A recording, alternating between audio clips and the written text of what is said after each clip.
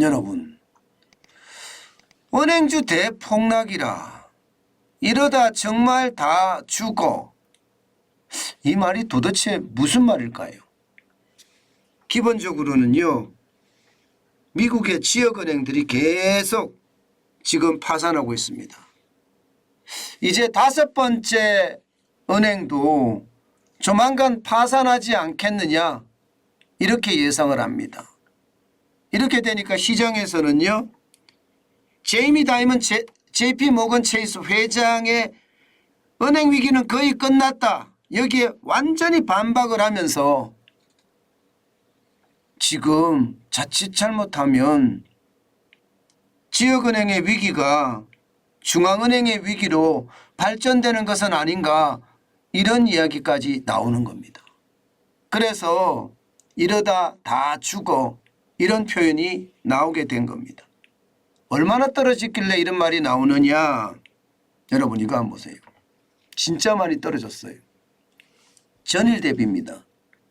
전일 대비 팩웨스트 뱅코프의 주가 하락률은요 50.62%입니다. 뭐 연일 떨어졌지, 연일. 그죠?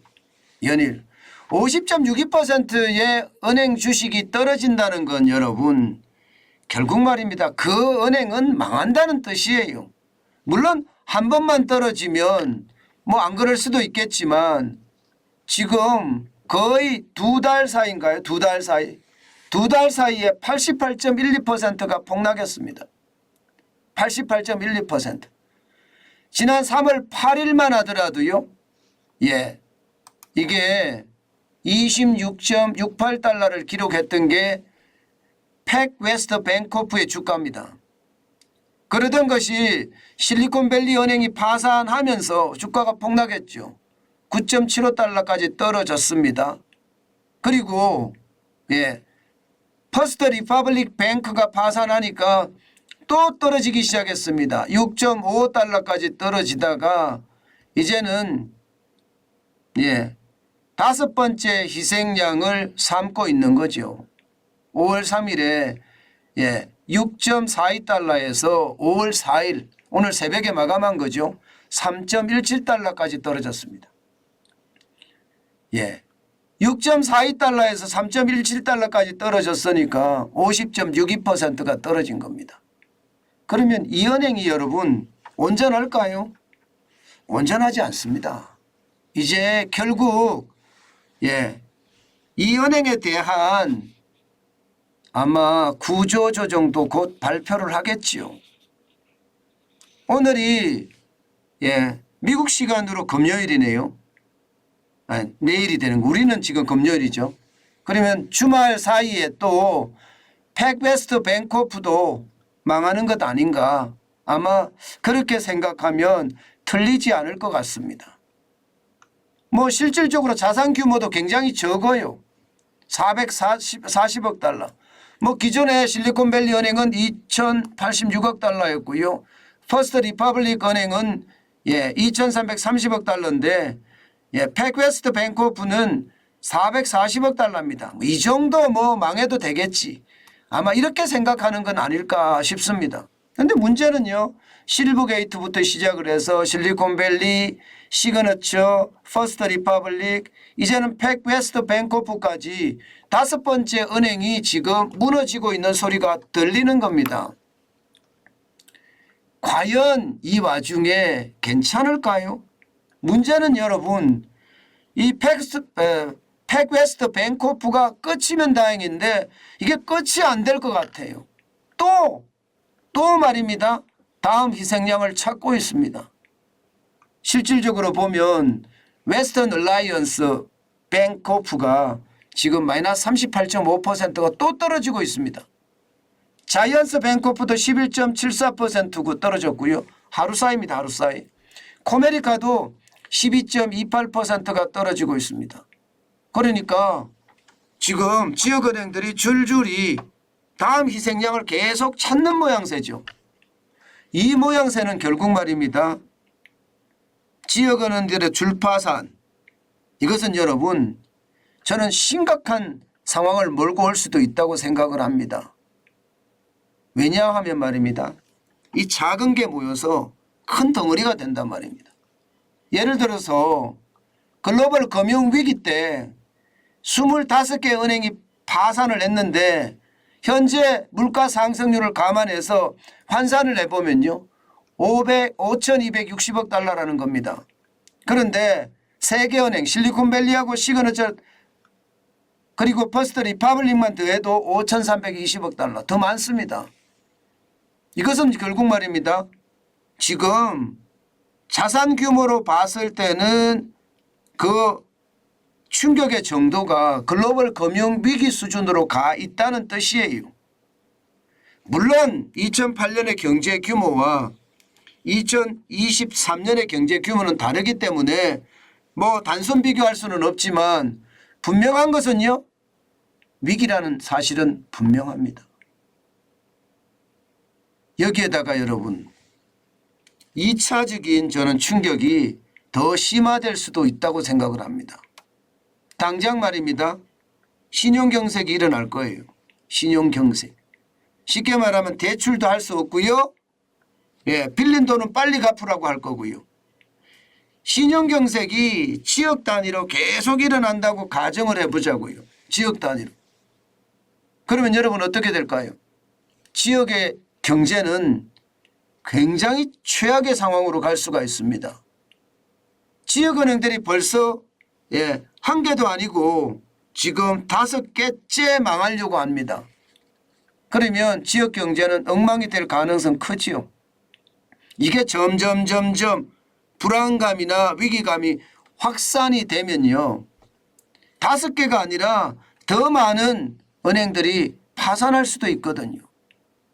여기에다가 말입니다. 더 중요한 것은요. 지금 미국의 금리를 또 올렸습니다. 또 올렸어요. 이렇게 되면 여러분 기업들은요. 이자 폭탄을 감당하기가 더 어려워지는 거고요. 그러면 기업들 입장에서는 예치해 놓은 자금을 빼다가 써야 돼요.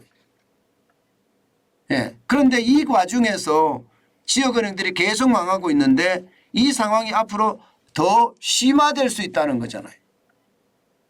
그러니까 지역 경제가 완전히 무너질 수도 있다는 그런 생각을 하게 되는 겁니다. 이것은요. 굉장히 충격적인 이야기라고 할 수 있습니다. 오죽했으면 이러다 정말 다 죽어 이런 표현이 나왔겠습니까? 오죽했으면. 그 정도로 말입니다. 시장은요. 굉장한 절박감에 다른 어떤 소재도 시장이 작동되지 않습니다. 그만큼 시장에는요. 불안한 불안증 이게 살얼음판이 돼서요. 살짝만 밟으면 와르르 무너지는 그런 상황으로 점점 치닫고 있습니다. 그래서 시장은요. 지금 연일 떨어지고 있습니다. 시장을 보시면 여러분 다우산업만 하더라도 이번 주 내내 거의 떨어지는 것 같은데요. 뭐 떨어지는 폭은 작습니다.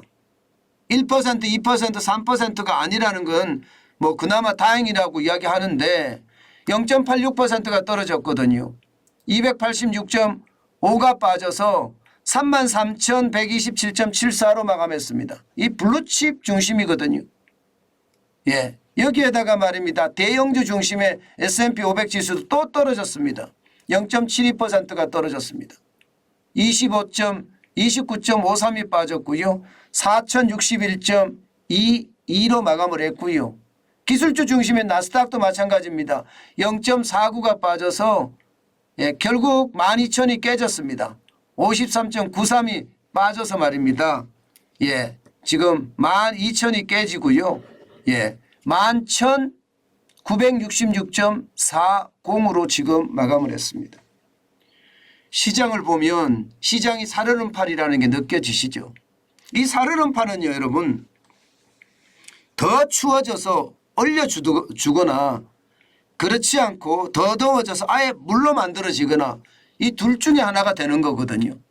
지금 시장은요 그만큼 불안불안하게 지뢰밭을 헤쳐나가는 느낌입니다. 낙폭이 낮다는 것은 그만큼 좀 다행이다 이런 생각은 들지만 그러나 경기 침체의 어떤 골이 한꺼번에 부딪히면요. 저는 이 상황 굉장히 심각할 수도 있다고 생각을 합니다. 그런데도 미국 연준은 금리를 계속 올리는 거 이것은 왜 그럴까요? 그만큼 말입니다 여러분. 다른 어떤 것보다가 더 중요한 것은요. 물가라는 거예요. 물가부터 먼저 잡아야 된다. 물가를 못 잡으면 오일 쇼크 때처럼 스태그플레이션의 위험이 커진다. 저성장의 고물가. 예, 1차 오일 쇼크 때도 그렇고 2차 오일 쇼크 때도 그렇고요. 이게 저성장의 고물가가 심각했잖아요. 그 당시에 스태그플레이션이란 용어가 만들어졌을 정도입니다. 그 정도로 심각했습니다. 그러니까 시장에서는요. 우려를 이러다 다 정말 다 죽어 이렇게 이야기하지만 연준은 아니야. 죽어도 어쩔 수 없어.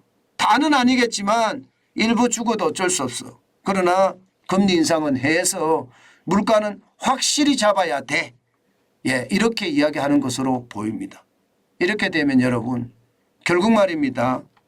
더 많은 은행들이 파산할 가능성 저는 굉장히 많다고 생각을 합니다. 단순하게 여기서 끝난다 이렇게 생각하지 않습니다. 그것은요 어쩌면 말입니다. 이게 미국 전체의 어떤 위기로 가지 않기 위해서 스스로가 스스로를 방어하는 그런 모습은 아닐까 저는 다시 한번 생각을 해봅니다. 여러분 시장은 우리가 예상하는 시장보다가 시장은 훨씬 더 어렵습니다. 반드시 말입니다. 우리는 시장을 독하게 바라봐야 됩니다. 단순하게 바라봐서는 절대 안 됩니다. 시장 자체가 그만큼 말입니다. 그만큼 위기 속에 있다는 뜻이에요. 지금 경제 전문가들도 헷갈려 하잖아요. 도대체 답이 뭐냐. 어느 게 정답이야. 진짜 헷갈려 합니다. 그 정도로 말입니다. 시장의 어떤 불확실성은 굉장히 높다. 이렇게 이야기할 수 있는 겁니다. 그래서 시장이 불안하다. 이 말을 저는 놓치지 않고 계속 말씀을 드리는 겁니다. 여러분 우리는요. 반드시 시장의 불확실성에 대응할 수 있는 그런 차원을 준비해야 된다. 늘 제가 말씀드리지만 일자리가 없으신 분은 일자리를 가지는 게 좋다. 그리고 현금을 쌓아두는 게 좋다. 그 말씀 제가 계속 드리고 있는데요. 반드시 여러분들의 어떤 직관적인 판단에 의해서 움직였으면 좋겠습니다.